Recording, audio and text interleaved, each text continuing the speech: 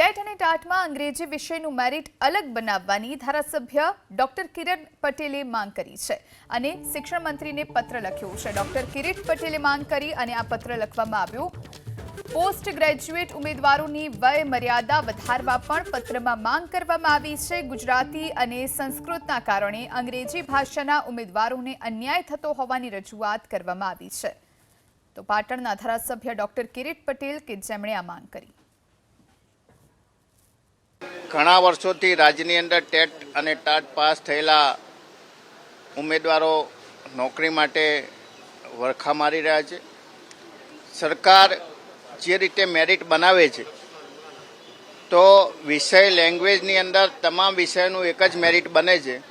તમે જાણો છો કે જે વિષય ગુજરાતીની અંદર અથવા સંસ્કૃતની અંદર એના માર્ક્સ વધુ હોય, મેરિટ વધુ હોય અને જે વિદ્યાર્થીએ મેન વિષય અંગ્રેજી રાખ્યો હોય એનું મેરિટ ઓછું હોય તો એક જ ભાષાની અંદર એક જ વિષયનું એક જ પ્રમાણેનું મેરિટ બનતું હોય તો અંગ્રેજી વિષયના વિદ્યાર્થીઓ હોય એ મેરિટમાં એમનો નંબર ના આવે અને આને લીધે એમની ભરતી ના થાય। એટલે સ્કૂલોની અંદર અંગ્રેજી વિષયના ગ્રેજ્યુએટ થયેલા વિદ્યાર્થીઓને નોકરીની તકો ના મળે એટલા માટે મેં પત્ર લખ્યો છે કે અંગ્રેજી વિષયનું અલગ મેરિટ બનાવવું જોઈએ।